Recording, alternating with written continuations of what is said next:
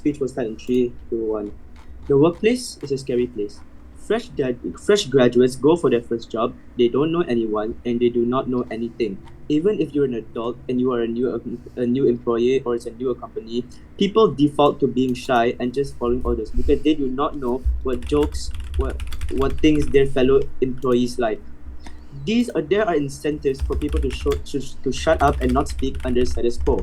Like number one, people want to get promoted or stand out because they'll just suck up. Number two, people are scared to speak up because people will just insult them or maybe they'll just laugh at them because it'll be viewed as problematic. Let's say for example, there will be a lot of people in the meeting. You'll just think, I am just one guy. I do not really matter.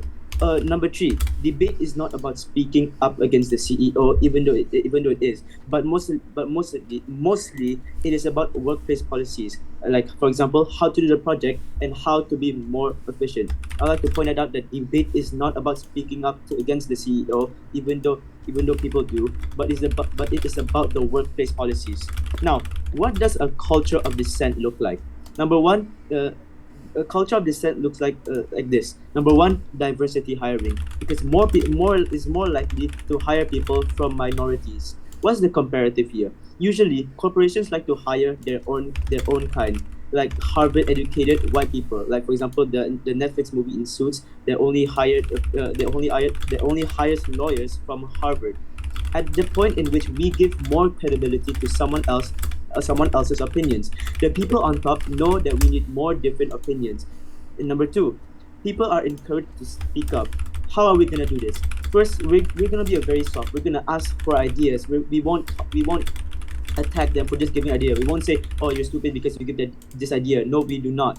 And maybe we can also do an anonymous suggestion box. And number three, sorry, we also do not tolerate hate speech. Because even if we don't agree with the idea, like I said just now, we will discuss it in a meeting and discuss why it's not a good idea.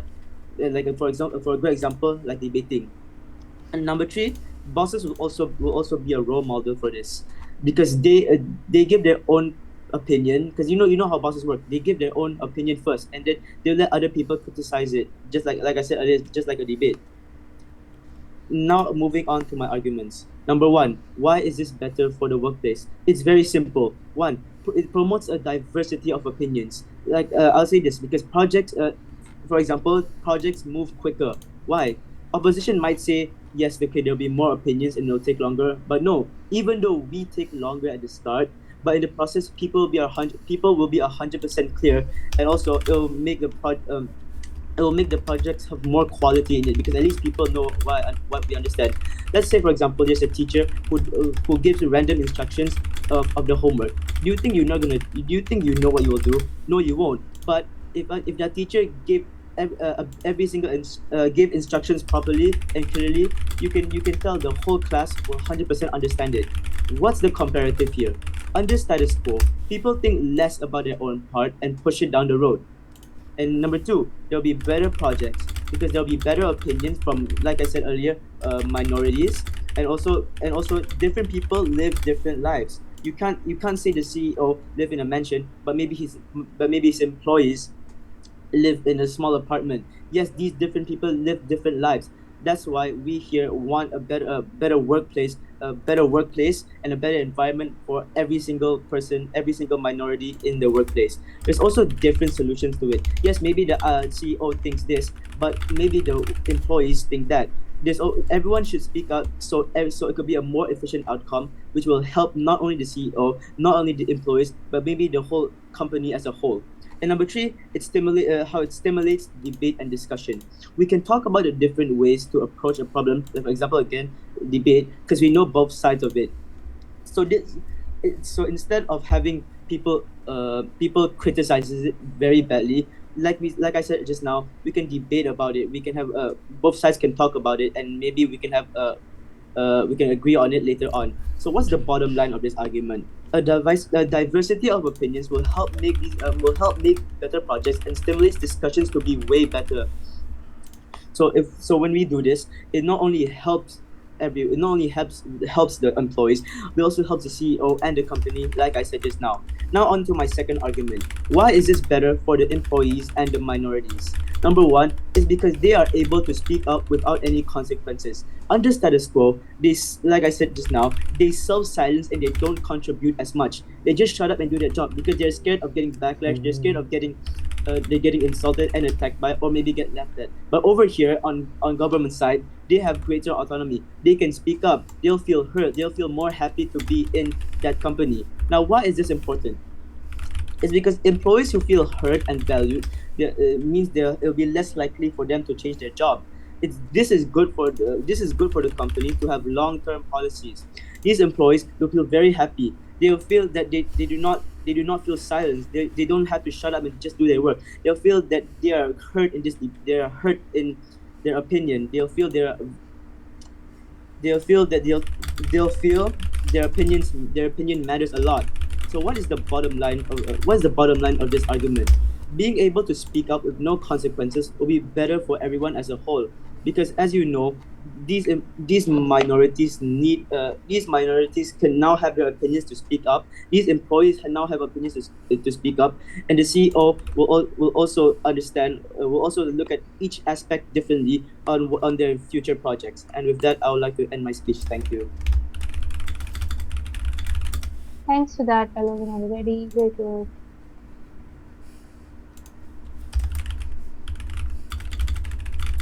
Am I audible?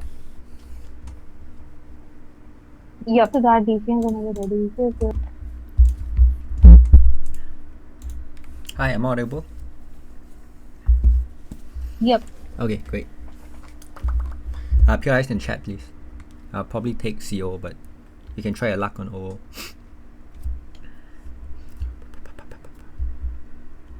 When Aristotle was the first person to say that the earth was not flat, people laughed at him. And the truth of the matter is, people often are reluctant to give opinions that go against the grain. I'm gonna first take O off the debate.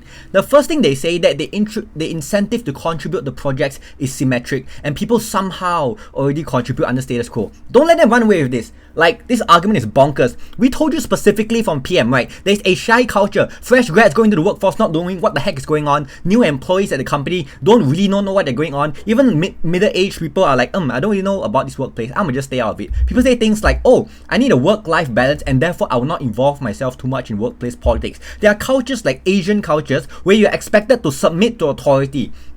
If people speak up, they are viewed as a problem to the boss, right? They don't want to cause problems to the boss because they want to be promoted. So I think it's rather intuitive on PM, and I think it's just ridiculous to say that, people have an incentive to contribute. We gave you numerous reasons why people are likely to self-silence under the status quo, and the most intuitive reason is just that people are shy.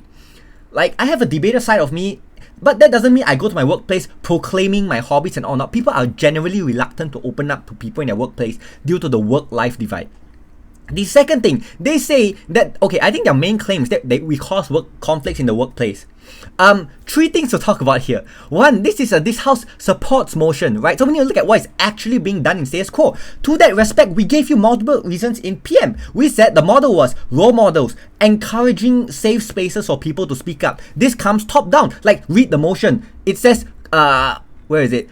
Attempts by corporate leadership. This means it is spearheaded by people at the top. This doesn't mean they control the narrative and pit people against each other. It means they lead by example. When someone gives a different opinion, they discuss the opinion. They don't attack the fella. They attack the argument. And we do it in a way that is respectful and engaging, so everybody benefits at the end of the day, right? That's how we said this looks like diversity hires and kind of like soft love towards the employees, where we can have a safe space to discuss ideas. So all this weaponization, I think, rhetoric, I think probably not what's actually happening in the real world.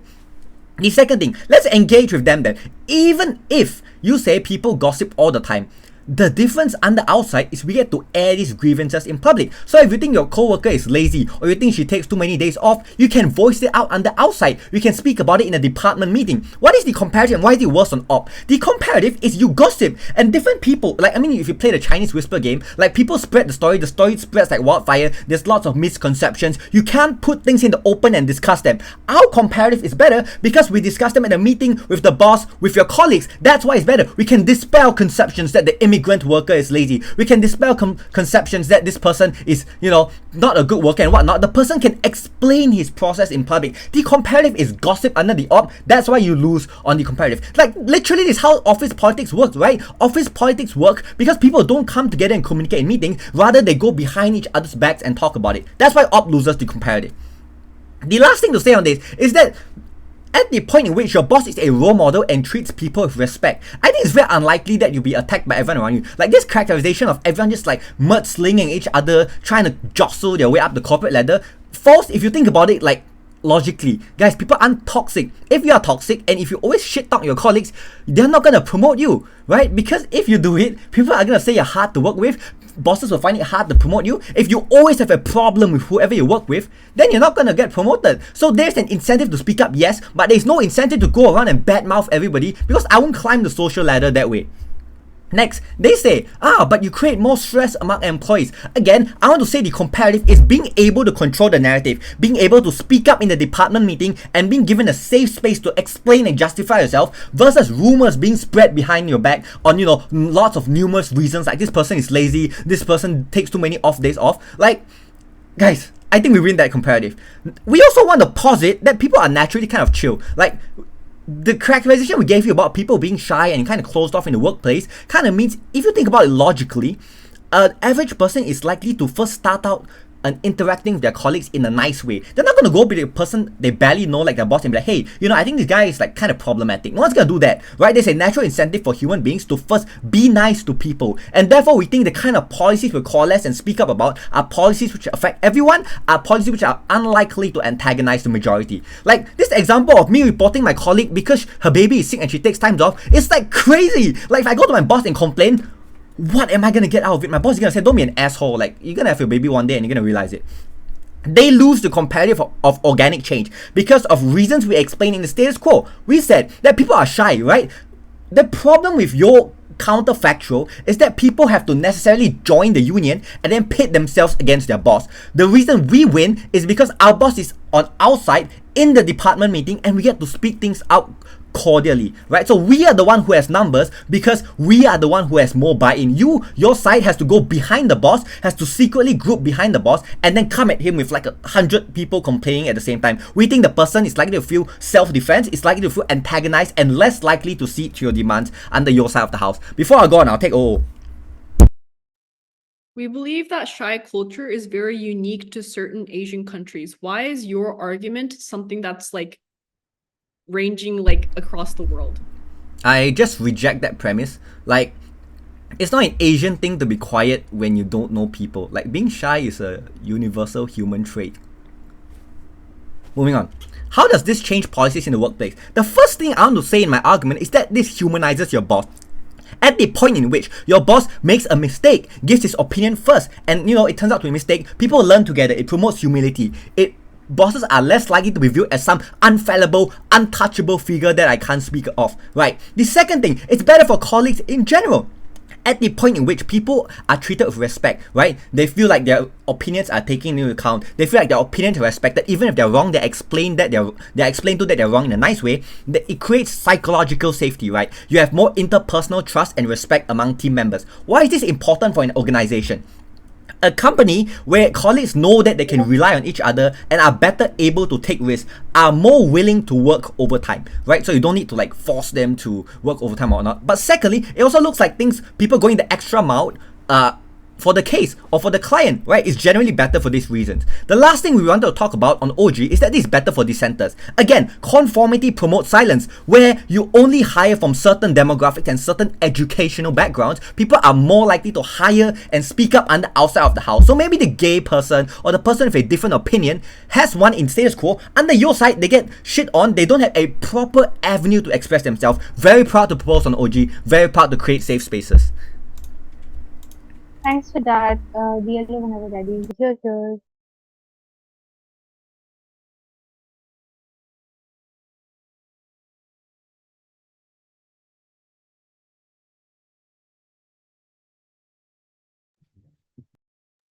No gender pronouns preference on POI.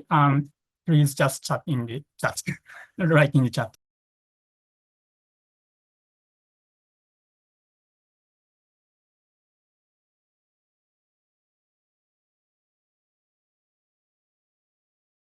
Okay.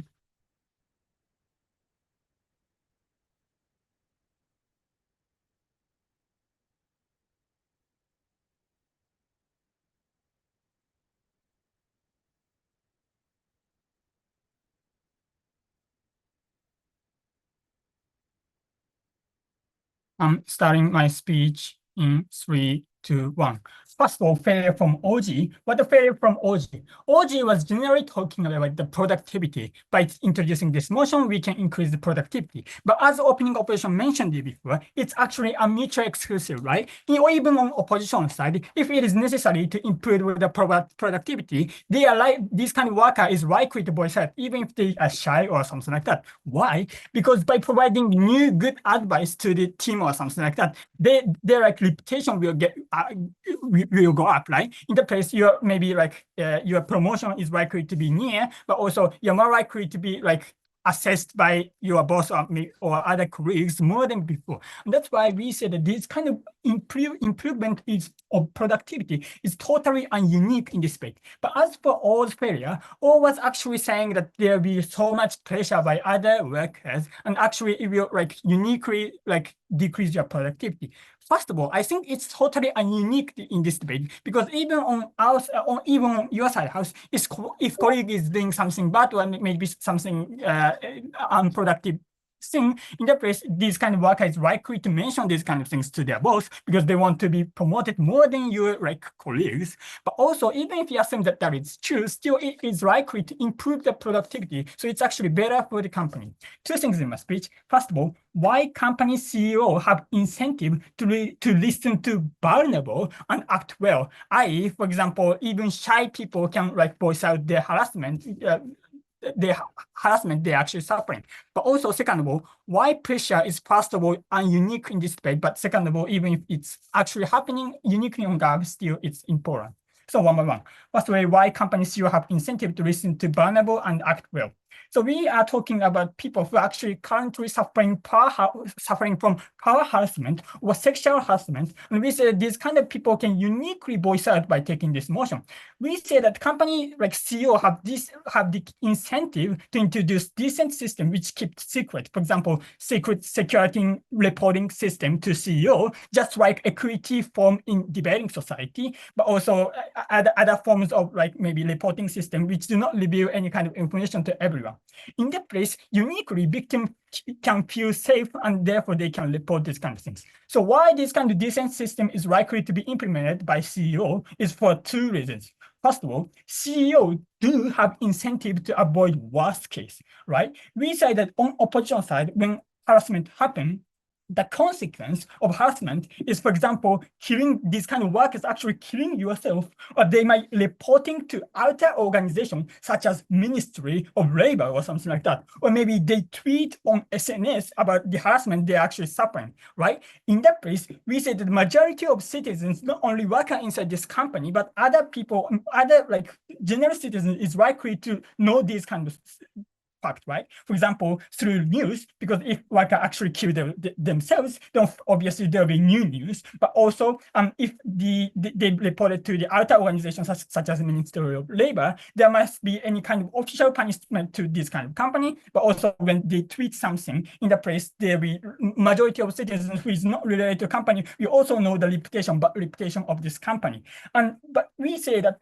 on government side, sure do want to avoid this kind of situation because this kind of decreasement or reputation significantly damage the productivity of company. And in that place, we say that this kind of company CEO do have incentive to introduce secret secured report system or something like that. And they say that you guarantee your secret or something like that. At this moment, victim can uniquely report or maybe voice out their suffering to CEO directly. Why? On opposition side of the paradigm, we said that even if you report, because there's no guarantee of secret, maybe direct boss or colleagues who are actually like harassing you, or maybe people around you, it might notice that you're actually being harassed or something like that. In that place, you are likely to feel like uncomfortable to voice out these kind of things. And that's why we said that on opposition side, they are quite difficult for them to voice out. Poi or Why does one worker have the power to destroy a company when companies can simply hide the fact that there is abuse with lawyers or PR management or the financial resources that they have? It's just an intuition pump, but we say that if these kind of people actually reported in Twitter or something like that, then even if it's officially company is not wrong, at least reputation of that company will surely go down, right? In that place, this is already the net, bad point which these kind of companies you have to care. But on government side, we say that because there exists secureness of this kind of secret, these people can comfortably voice out maybe report about these kind of things. Note that very top of this kind of CEO is unlikely to be the people who actually harass these kind of people. Why? Because first of all, CEO have less opportunity to interact with these kind of general workers. But second of all, harassment occurs because there exists massive pressure to these kind of people. For example, maybe dissent boss have so many pressure by their CEO, but also from the general worker. And that's why there exists harassment. And that's why we see that this kind of CEO, very top of the country, company is unlikely to commit this kind of harassment. So any argument saying that CEO, if CEO is the people who are actually harassing these kind of workers, this won't work is totally untrue argument. But second of all, why CEO have capacity to keep reports secret? It's obvious, right? CEO have massive power to introduce this kind of system, right? Because CEO is the very top and they have the right to order something. And that's why we say that these kind of vulnerable people or minority people can uniquely serve on our side. What the problem of OG is that they were totally talking about productivity, right? But they never explain these kind of minority issues very well, right? And as I opening opposition mentioned you before, this kind of argument of productivity is totally unique in this way.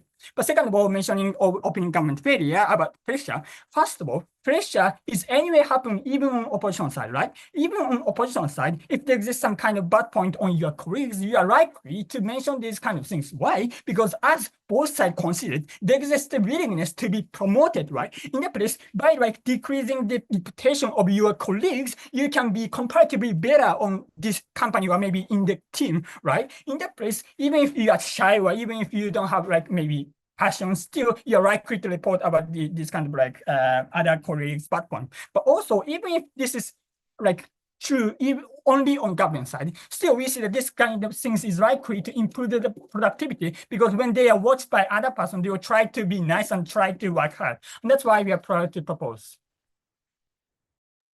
Thanks for that. Member of Falk and everybody. Here's your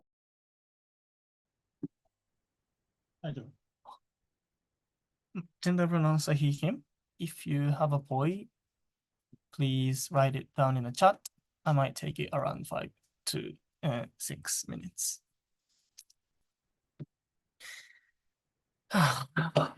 Starting my speech in 3, 2, 1. Dealing with each teams. First of all, closing opposition. Second of all, opening opposition. Third of all, opening government. First of all, closing opposition, right? Basically, what they told us is several things. First of all, they were talking about how people are going, ordinary employees going to be very scared to talk about their problems, so then it's not going to happen anyways. Several rebuttals. First of all, I think our first speaker and opening government already clearly told you how they are likely to create this environment that people are going to be people will understand how they can actually voice out their problems to the boss and something like that. And then OG has already talked about this, about role models and so on. I think it was already enough to take the CEOs this case. And second of all, I think our first speaker clearly told you that these bosses or leaders have the incentive of securing, keeping the secrets among the problems that they have reported to the boss. I think our first speaker clearly mentioned, I still don't understand why this kind of fear of reporting to the boss is going to happen on their servers, right? And third of all, what you're saying is that these bosses or the leaders are anyway going to ignore these problems and something like that. However, I simply don't understand why they have such incentive to do so, right? I think this was also talked by our first speaker, saying that they are scared of these employees going to the labor union or talking shit on the Twitter and so on. They don't want to experience those kind of things because it's likely to let down the reputation of the company, or it's going to directly affect these leaders, the bosses, and so on, right? I think, and if they didn't really care about this, if they even once ignore these complaints and so on, I think the company, people working in the company, are likely to not lose trust to the bosses and so on. I think the leaders are likely to try to prevent these kind of situations, right? And second of all, you're talking about like how they are likely to ignore these big issues. There's going to be like false sense of accountability, and they're going to be like saying that it's okay even just by receiving these complaints and so on. However, we believe that this is just the only the first step of like actually solving the problems, right? Even if they think that that is okay just by receiving the complaints and so on, if they like leave those complaints or like problems, if they ignore the problems, I think there's going to be much more and more like reports coming from the employees and so on, right? I think they still do have an incentive of like actually changing the environment, and I think as I already told you, and these are already explained by our first speaker, and I will repeat again, this is only the first step to like actually change the environment. This has to be taken in order to like fully change the situations and so on.